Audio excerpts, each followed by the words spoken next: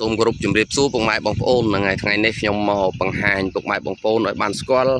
ភិនភារូបរាងជាលក្ខនៅដើមស្លឹកគ្រៃក្រហមពុកម៉ែបងប្អូននេះមុខខ្ញុំដៃខ្ញុំចោលពុកម៉ែបងប្អូនប៉ុន្តែដោយសារកាមេរ៉ាខ្ញុំអត់សូវច្បាស់ពុកម៉ែបងប្អូនសូមអធិស្ឋានហើយផ្កាឲ្យពុកម៉ែបងប្អូនផ្កាដូចផ្កាត្រែងអញ្ចឹងនេះឥឡូវយើងទៅមើលទាំងអស់គ្នាមកចិត្តបាទនេះពុកម៉ែបងប្អូនឃើញទេផ្កាស្លឹកគ្រៃក្រហមណាបាទបងមើលទៅហើយនេះខ្ញុំនឹងឲ្យមើលគល់អាហ្នឹងដល់ក្រីគ្រឿងហ่าបងប្អូនក៏ហៅក្រីគ្រឿងណានេះ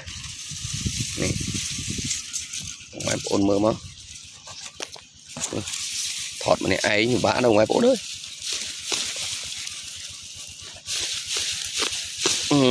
មកហើយនេះបងប្អូនគេស្លឹកពណ៌ឲ្យmìnhយកដាក់មកលុបនេះមិនលុបអានេះ